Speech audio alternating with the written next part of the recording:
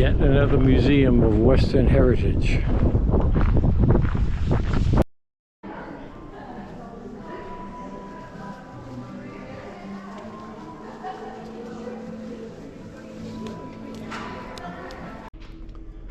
Yet another collection of barbed wire.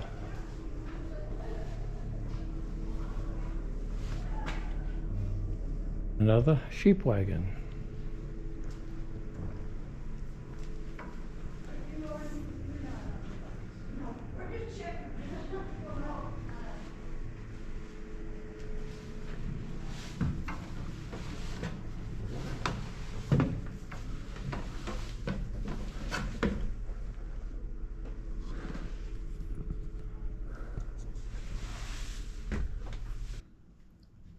A 40-star flag because South Dakota was the 40th state. The state bird is the ring-necked pheasant.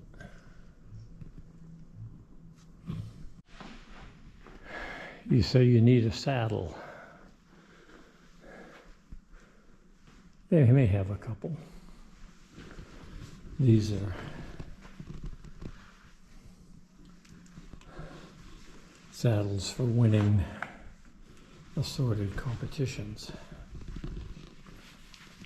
World champion bronc rider. Nice saddle. And another sheep wagon.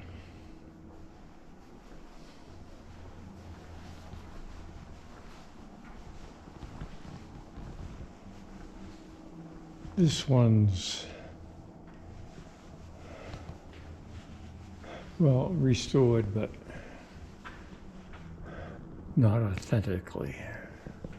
A lot of hex head bolts and nuts, Phillips head screws. But you get to see what it was like.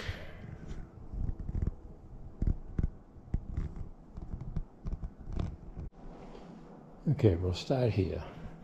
This I understand is your basic loom. Although next to it,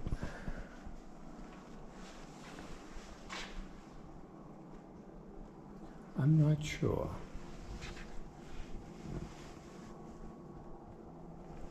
"24 spools of thread come down through little tubes.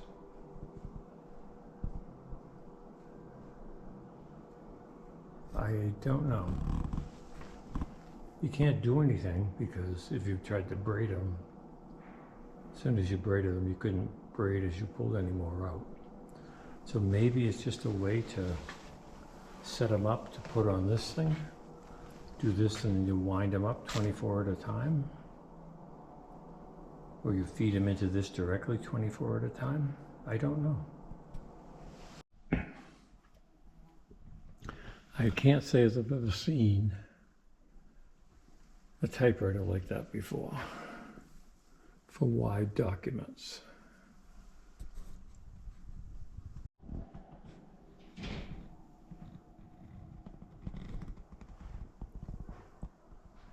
Spurs.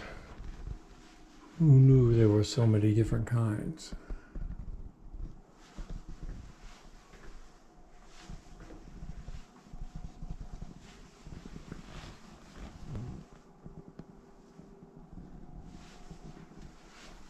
Not to mention bits.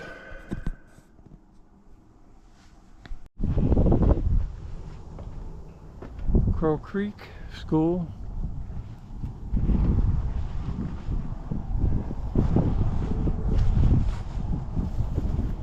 Oh, it's a school without an outhouse.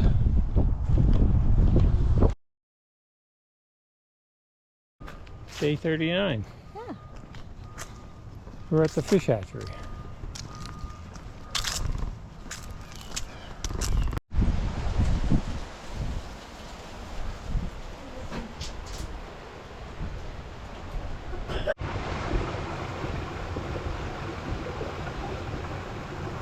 Big fish is right. Lots of big fish. And here are some smaller rainbow trout.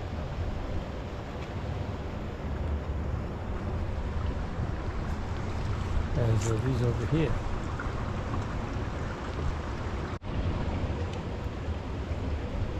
Over here you see a few swimming around. Over here you see so many you can't see them. It's wall-to-wall fish.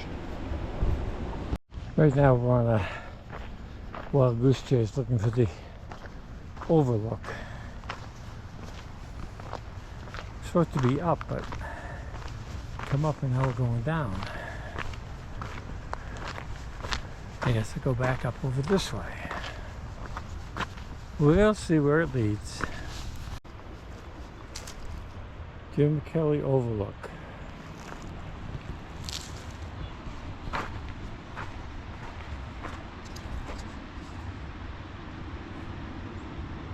That's what you can see of the fish hatchery from here.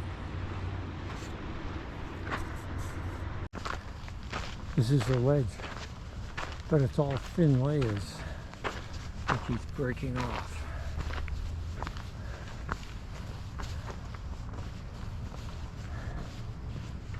They have a lot more interesting geology here than we have in New England. Oh yeah. This is the little reservoir that they used to use back in the beginning. Spring water was pumped up here and then gravity fed to the hatchery building.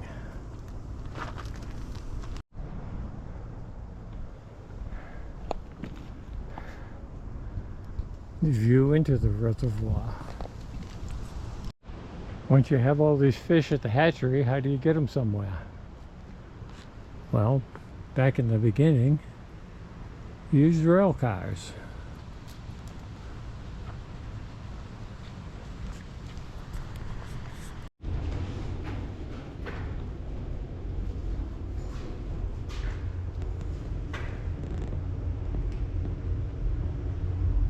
There's some fish for you.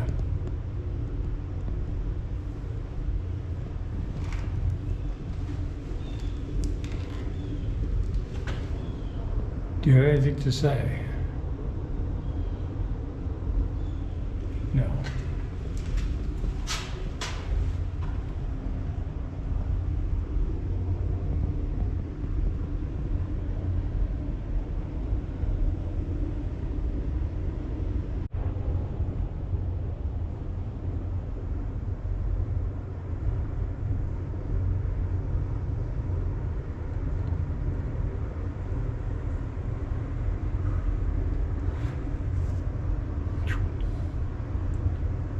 The streets are plenty wide.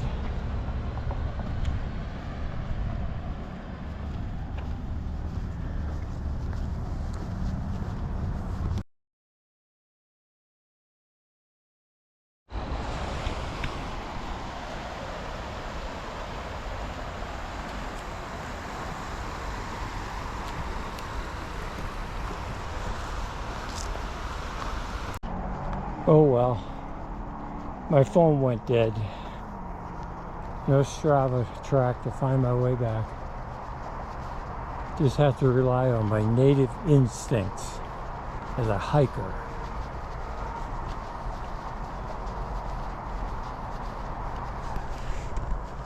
Could end poorly.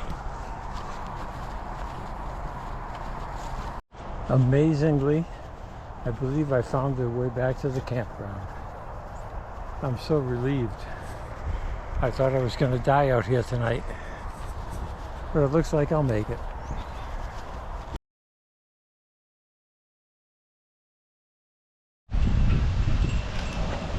Geographic center of the nation, right here.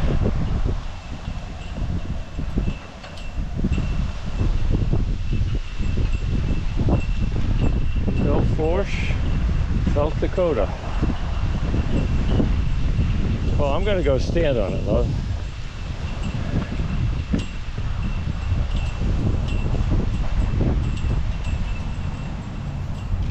I put my foot on it. I'm here. I'm in the center of the country.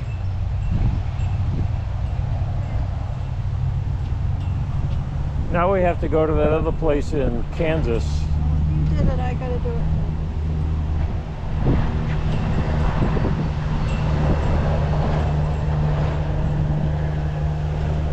She's in the middle of the country.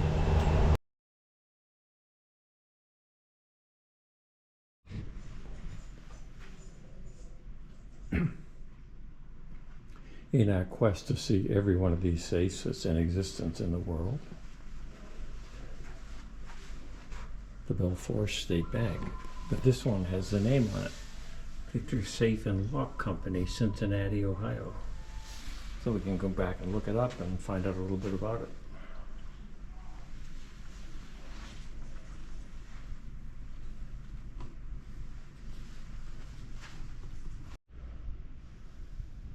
A bike from back in the day when bikes were bikes. 2 wheels, a chain, pedals, and a seat and a handlebar. This one had an optional light.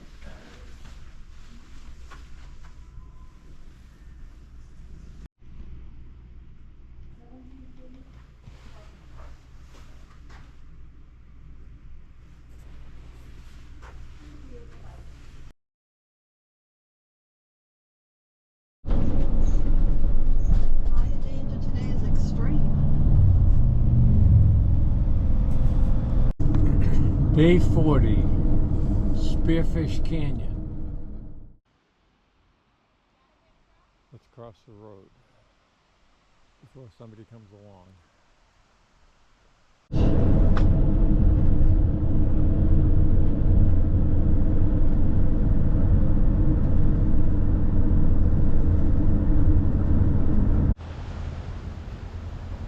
Wherever there's a bunch of tourists stopped, there's got to be something.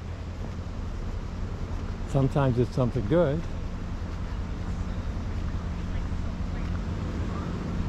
Sometimes not so much. Do you see any more up there?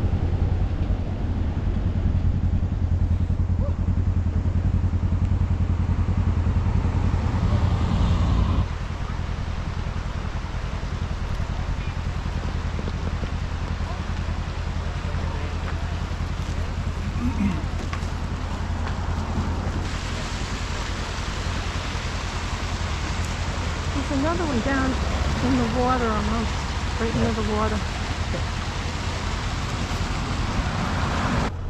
If you want to cross the street, go for it. If you don't want to cross the street, we're going to have to go in front of you. Your choice. It looks like he's not going to that car's there.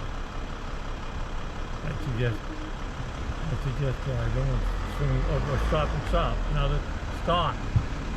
Now that the other car moves, see if he's going to go. He's not going to go. I would swing in the other lane and go way around him and just go by him.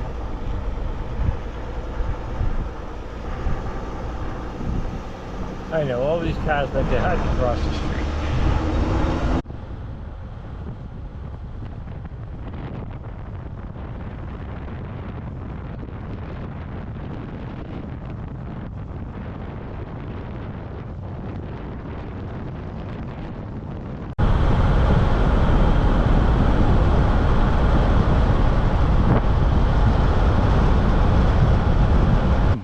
This is the former hydroelectric plant. No longer generating electricity. They used to use it when the mine was in operation.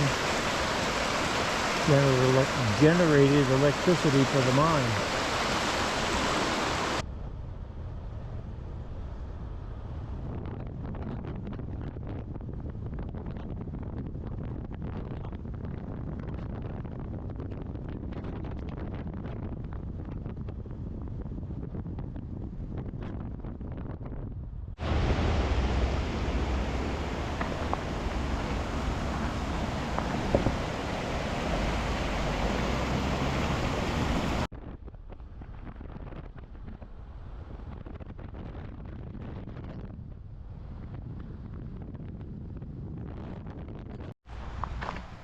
The sign says Iron Creek, and then there's a little trail here that comes up beside it. I have no idea if I'm going to go 100 yards and come to a no trespassing sign, if I'm going to go 100 yards and come to a scenic overlook, or what. That apparently is Iron Creek.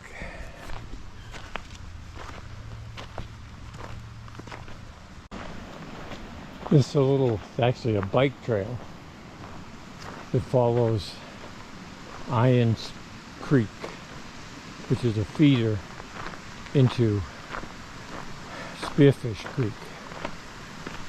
So you just get to walk up through this valley. A little log jam, like a little pool, another little pool up here.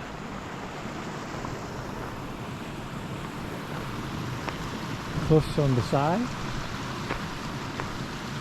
Okay, I have to concede defeat. If I had all day, I could walk much further, but Love turned around quite a while back. And I got to turn around somewhere. Creek's a little bit below me at this point.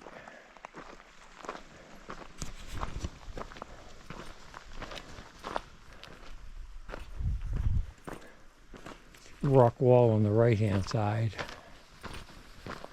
This is still Spearfish Creek. At some point here it's got to be the headwaters, because we're going over the top and down the other side.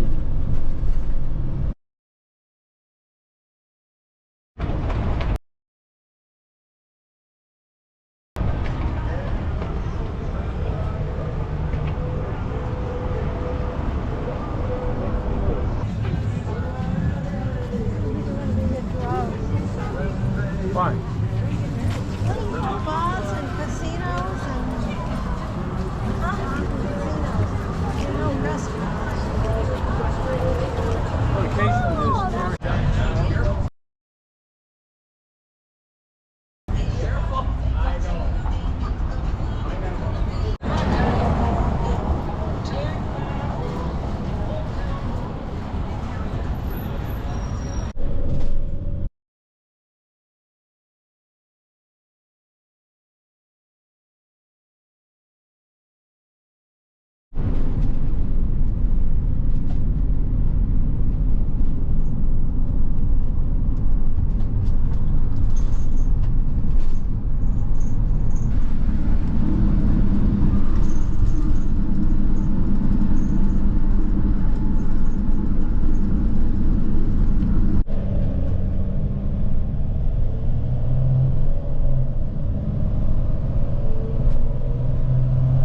First time I've ever been on a divided highway and had a four-way stop sign.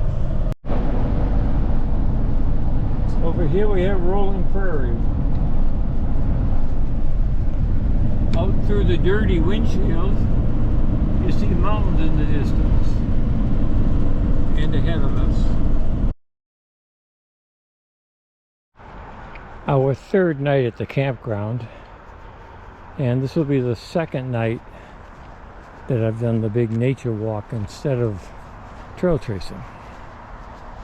This is a little nicer than walking up and down between the trailers. Back to Spearfish Creek.